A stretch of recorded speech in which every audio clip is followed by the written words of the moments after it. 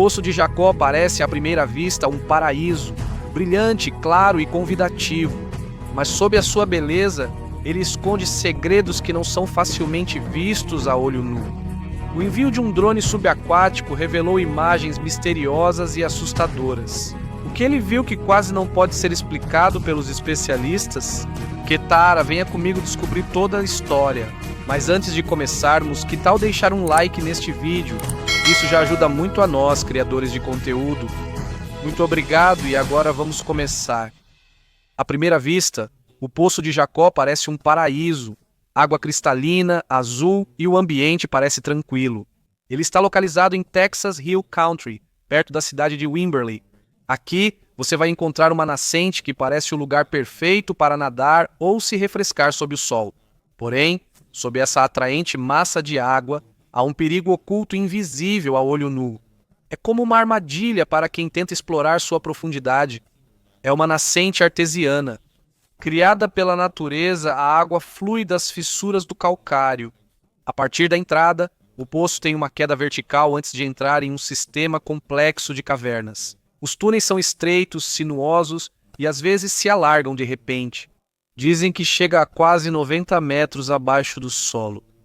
Enquanto isso, ao longo dos anos, muitos mergulhadores foram atraídos a experimentar a misteriosa caverna do Poço de Jacó. Mas mais de uma dúzia de pessoas já foram registradas como mortas lá. Alguns ficaram presos no cascalho desmoronando, outros ficaram sem ar, e houve também quem se perdeu nos corredores apertados. Relacionado a isso, 2 adolescentes com experiência em mergulho, chamados Kent Maupin e Mark Brasher, entraram na caverna, mas eles não conseguiram sair. O desaparecimento deles marcou uma das primeiras grandes tragédias no Poço de Jacó. Os socorristas tentaram encontrá-los, mas quase morreram no processo. Don Ball, um dos que tentaram resgatar, ficou preso no cascalho que desabou e quase perdeu a vida. Como a situação era extremamente perigosa, ele chegou ao ponto de deliberadamente prender a respiração para conseguir sair de onde estava preso. Além disso, há outra história de um mergulhador chamado Richard Patton, um estudante de 22 anos, que desapareceu após errar o caminho dentro da caverna. Enquanto tentava voltar, ele foi ficando sem ar até que não conseguiu mais subir à superfície. O corpo dele foi encontrado após uma busca minuciosa. As câmaras sob o Poço de Jacó têm características peculiares. Na primeira câmara, a água ainda é clara e há luz suficiente, mas à medida que você vai mais fundo, especialmente na terceira câmara, quase não se vê mais nada. A visibilidade diminui até ficar completamente escuro. É aqui que começa a intensa desorientação dos mergulhadores. O cascalho no fundo está sempre se movendo. Quando um mergulhador se desvia ou faz algum movimento, as pedras e o cascalho podem desmoronar. Houve incidentes em que isso enterrou não só os equipamentos, mas também o próprio corpo do mergulhador. É como uma armadilha que não poupa ninguém. Devido aos acidentes e problemas recorrentes, as autoridades do condado de Hayes foram obrigadas a proibir a natação e o mergulho. Não é só o perigo debaixo d'água, mas também a qualidade da água. E em junho foi fechado devido à seca. Desde então, permanece fechado ao público. Os especialistas disseram que não é seguro nadar lá. Além disso, outro grande problema é o uso excessivo de água do aquífero que abastece o Poço de Jacó. Está sendo retirada mais água do que o aquífero repõe, fazendo o nível da nascente baixar. Por causa disso, a condição piora ainda mais e o desafio se torna mais perigoso. Como muitas vidas já foram perdidas, os especialistas pensaram que não era suficiente apenas enviar pessoas para baixo. Por isso, eles usaram tecnologia moderna como drones subaquáticos. Esses drones são equipados com câmeras de alta resolução, sonar e refletores. Eles são mais seguros para serem enviados a lugares onde as pessoas não podem entrar. Nas primeiras imagens recuperadas, é possível ver as paredes da caverna parecendo fitas retorcidas de calcário. A luz da câmera bate na pedra lisa e revela água cristalina.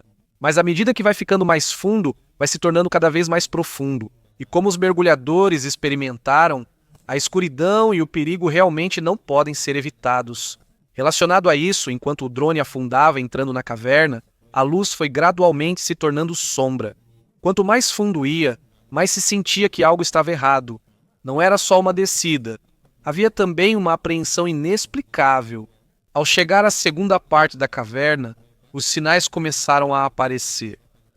Equipamentos foram vistos flutuando, como pedaços quebrados de máscaras, cordas deixadas para trás e alguns pertences pessoais que permaneceram enterrados na lama espessa. Tudo isso serve como um lembrete das pessoas que entraram, mas nunca mais conseguiram sair.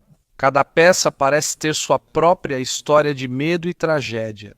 Ao chegar na terceira sala, o ambiente ficou mais frio e mais escuro. Enquanto cientistas e jornalistas observavam, uma luva apareceu flutuando na câmera. Mas isso não foi a única coisa surpreendente. Em um instante, algo apareceu espiando pelo drone. Parecia uma mão pendurada, imóvel, mas o suficiente para fazer todos que assistiam pararem. Muitos se perguntam, é só imaginação ou há uma explicação mais profunda? Enquanto os especialistas assistiam à filmagem, as expressões em seus rostos mudaram. Segundo mergulhadores que analisaram as imagens, isso não é só uma ilusão da câmera. Para eles, isso é um aviso. É como se a própria caverna estivesse dizendo: você não deveria estar aqui? O que se sentia naquela hora já não era mais apenas medo simples. Era como um lembrete de que há coisas que é melhor não descobrir. Mas não terminou aí.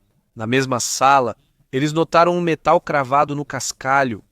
Ao examinarem, descobriram que era de um antigo equipamento de mergulho, modelo que não é mais vendido ou usado há muito tempo. Isso significa que já estava lá há muito tempo. E se for verdade, provavelmente veio de um mergulhador que desapareceu há muito tempo e nunca foi encontrado. Essa descoberta foi o que mudou completamente o rumo da missão deles. De um simples experimento, isso acabou levando à reabertura de um caso antigo. Eles não estavam mais apenas observando a caverna, eles viram vestígios de pessoas que podem ter sumido sem que ninguém soubesse. Ainda relacionado às primeiras câmaras, havia vestígios de pessoas que passaram por lá, como pedaços de seus equipamentos e detritos. Ao chegarem à terceira câmara, surgiram evidências mais sérias. Eles acharam equipamentos antigos que não estavam só enterrados. Eles indicavam uma área mais profunda da caverna, sugerindo algo ainda mais assustador escondido ali. Depois de passar pela terceira câmara, foi aqui que encontraram o nome do lugar, chamado pelos mergulhadores de Catedral do Não Retorno. Isso não é apenas um apelido, já virou uma lenda entre aqueles que tiveram coragem de tentar. A entrada é apertada. Cada respiração pode fazer com que o cascalho no chão se mova. Por isso, até mesmo um pequeno erro pode ser fatal. De todas as partes do Poço de Jacó, esta é a mais perigosa e onde mais pessoas morreram. Enquanto isso, o drone seguia descendo na escuridão. Mike Garfield, operador experiente, está no controle. Ele mantém a calma e sabe o que faz. Ele ajustou a máquina devagar, revelando a cada segundo um segredo mais sombrio. De repente, algo brilhou, um metal preso embaixo do calcário. Ele parou, deu um zoom e então apareceu uma máscara de mergulho. Não era uma máscara comum. Mergulhadores veteranos reconheceram o design de imediato. Esse tipo de máscara não é fabricado há mais de 40 anos, mas uma voz sussurrou: esse é o modelo de Kent Mopin. E foi aí que toda a expedição começou a mudar de rumo. Isso já não era mais uma simples investigação, agora era uma missão de resgate. Enquanto isso, o drone avançava, sua luz agarrando-se a cada fissura da parede. Eles viram um cilindro de oxigênio enferrujado. O rótulo quase apagado ainda estava inteiro. Depois, a manga rasgada de uma roupa de mergulho flutuando. E então, a coisa assustadora. Um corpo ainda inteiro, vestindo uma roupa de mergulho, preso entre duas pedras lisas. Não era um esqueleto destruído, mas inteiro, como se a caverna o tivesse aprisionado. Os braços e as pernas estavam torcidos em uma posição estranha, e o corpo parecia ter sido mantido de propósito pelo Poço de Jacob, sem intenção de libertá-lo. Naquele momento, ninguém falou até que Mike falou suavemente: já o encontramos. No traje de mergulho ainda havia uma etiqueta de identificação quase se soltando devido ao tempo e coberta de lama. Mas quando a luz bateu, as letras começaram a aparecer aos poucos. Kent Mopin. Em relação a isso, dois amigos, Kent Mopin e seu companheiro Mark Brazier, decidiram desafiar a caverna. Enquanto a maioria tinha medo de entrar, eles pensaram que conseguiriam. Mas em vez de sucesso, a tentativa deles trouxe uma das tragédias mais tristes da história do Poço de Jacó. Kent não é iniciante, já tem anos de experiência, combativo, corajoso e parece viver apenas para explorar cada canto do poço de Jacó. Enquanto Mark é mais jovem e está apenas começando. Ele é estudante, ansioso para aprender e admira Kent como se fosse um irmão mais velho. Eles chegaram ao poço de Jacó junto com um grupo de Pasadena.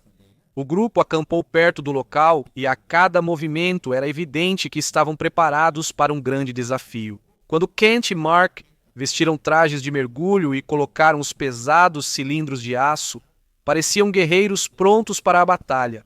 Mas o inimigo deles não era uma pessoa, e sim a água fria, escura e perigosa da caverna. Para Kent, entrar na quarta câmara era uma maneira de fazer história e alcançar um lugar onde ninguém jamais esteve. Para Mark, bastava acompanhar quem admirava.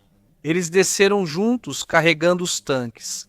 Sem uma corda para guiar o caminho de volta, sem luz extra e sem um plano preparado caso algo acontecesse. A única coisa que eles tinham era a confiança em si mesmos. Eles passaram pela terceira câmara e entraram em um corredor apertado.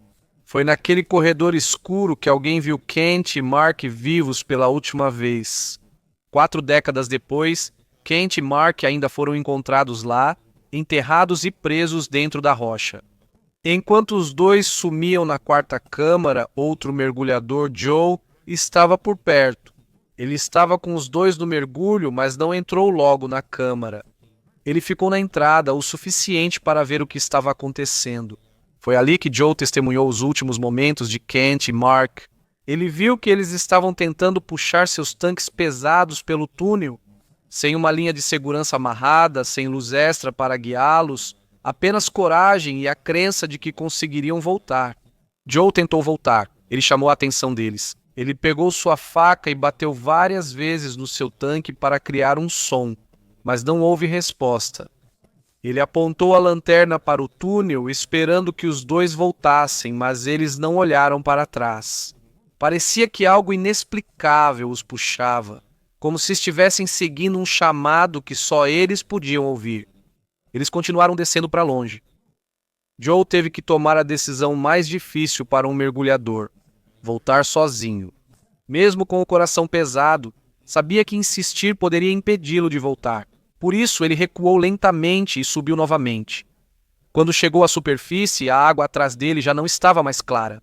Já havia se espalhado muita sujeira e cascalho. Isso geralmente ocorre quando as pedras se movem no fundo ou um mergulhador entra em pânico. Qualquer que seja o motivo, ficou claro para Joe o significado. Um mau presságio aconteceu naquele túnel. No fundo da sua mente, Joe já sabia que Kent e Mark não voltariam mais. E como já estava escurecendo, ele pediu para chamar o resgate imediatamente. 2 especialistas atenderam ao chamado: Don Dibol e Paulo Batalha. Ambos tinham experiência e coragem, mas nenhum estava pronto para ir ao poço de Jacó. Don, um ex-soldado da marinha acostumado aos mergulhos mais difíceis, estava de pé à beira da nascente. Ele estava acostumado à tensão e ao perigo, mas quando ele olhou para aquele poço, ele hesitou. Ele esperou até o sol nascer, esperando se sentir mais confortável e ganhar coragem. No dia seguinte, ele desceu junto com Calvin Turner, um guarda florestal especialista nesse tipo de operação. Eles colocaram cuidadosamente os tanques de ar extras. Para eles, isso era uma segurança a mais, uma preparação. Caso algo inesperado acontecesse, eles também instalaram uma linha de segurança, garantiram cada passo e seguiram todos os procedimentos corretos. Ainda assim, suas preparações não foram suficientes. Quando chegou a hora, Don colocou sua cabeça e ombros na passagem apertada cheia de cascalho. Esse é o túnel onde Kent e Mark foram vistos pela última vez. A água invadiu e pequenas pedras bateram em seu rosto. Ele olhou para o medidor do seu tanque. Ele achava que ainda tinha 10 minutos de reserva, mas tudo aconteceu rápido quando o cascalho se moveu. Caiu como uma armadilha. Seus braços ficaram presos e ele não conseguia mais se mover direito. Seu peito tinha dificuldade para respirar. A água antes clara ficou turva de repente. Ele já não conseguia ver nenhuma luz. Também não conseguia mais fazer sinal algum. Era como se estivesse sendo enterrado vivo. Enquanto o ar acabava cada vez mais rápido, o medo entrou em sua mente. Aos poucos, ele começou a pensar na morte. Como seria senti-la? Quão doloroso seria, e se ele deveria apenas acelerar o processo? Em desespero, ele tentou engolir água. Ele fez isso várias vezes, esperando que tudo acabasse logo. Mas em vez da morte, algo inesperado aconteceu. O corpo dele começou a convulsionar de repente. Com o movimento, as pedras cravadas nele afrouxaram um pouco. A luz voltou a aparecer diante dos seus olhos. No meio da água turva e escura, uma sombra apareceu, era Calvin. Ele voltou trazendo o regulador extra e colocou-o na boca de Don. Por causa disso, sua esperança reviveu, mas o desafio ainda não tinha acabado. No momento em que ele apareceu na água, sua barriga estava tão inchada como se estivesse grávido de 9 meses. A dor era quase insuportável. Ele foi levado imediatamente ao centro médico do exército Brooke. Lá ele foi colocado em uma câmara de recompressão, mas isso não ajudou. Ele fez um raio-x e o médico viu que seu estômago havia estourado. A infecção que se seguiu quase o matou. Ele lutou por várias semanas no hospital.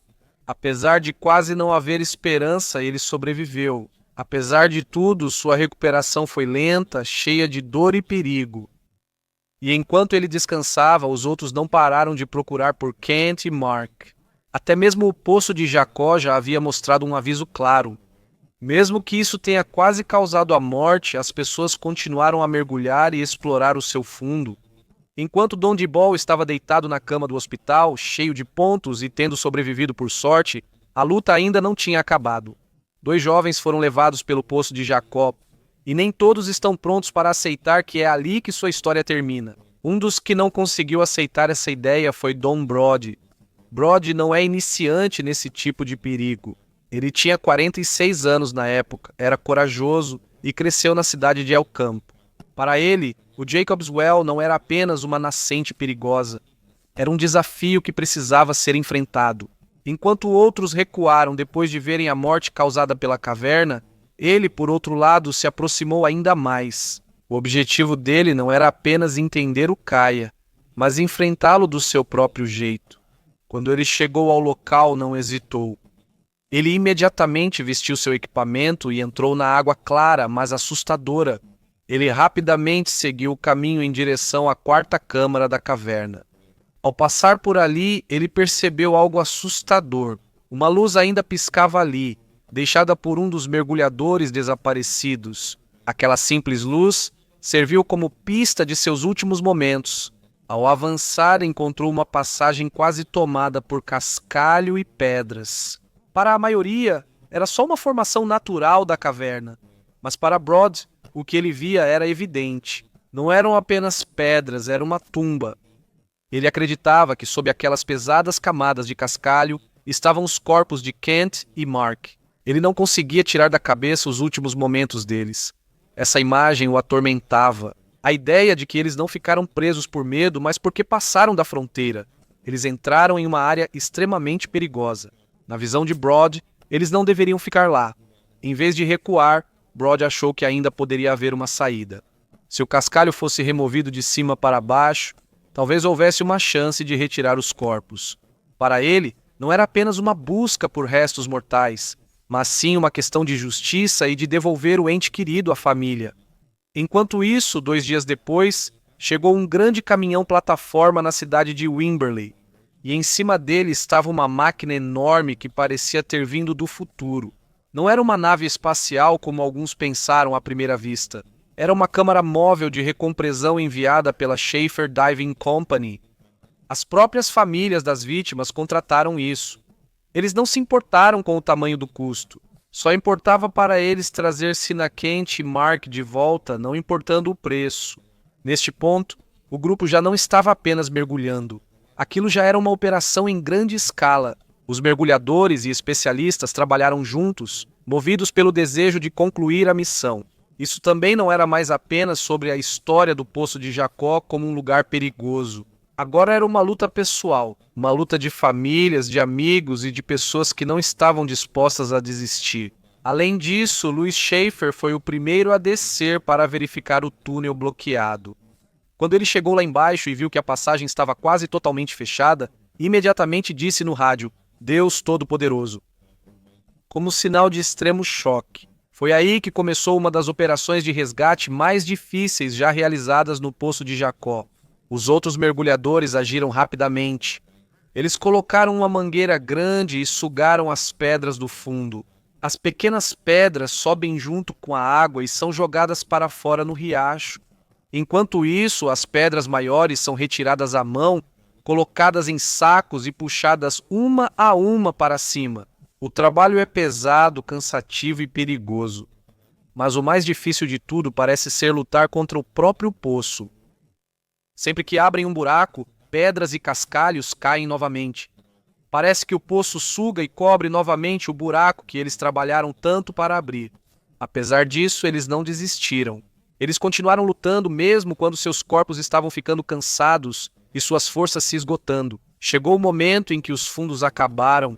Os equipamentos são caros e quem carrega peso e mergulha diariamente tem dificuldade para pagá-los. Com o passar dos dias, quase não havia progresso. Alguns dos voluntários ficaram porque não conseguiam abandonar o lugar que matou seus colegas. Até que o próprio senador Cadet Brooks interveio e trouxe um novo grupo da empresa Brown and Root. Eles examinaram o local, estudaram a situação e, depois de uma análise cuidadosa, deram sua conclusão. Muito perigoso, não posso continuar. Por isso, 12 dias após o desaparecimento de Kent e Mark, a operação foi oficialmente encerrada. A missão que começou como um resgate terminou em rendição. Quando a busca foi oficialmente declarada encerrada, 2 vidas foram perdidas para sempre e milhares de cascalhos ficaram no fundo.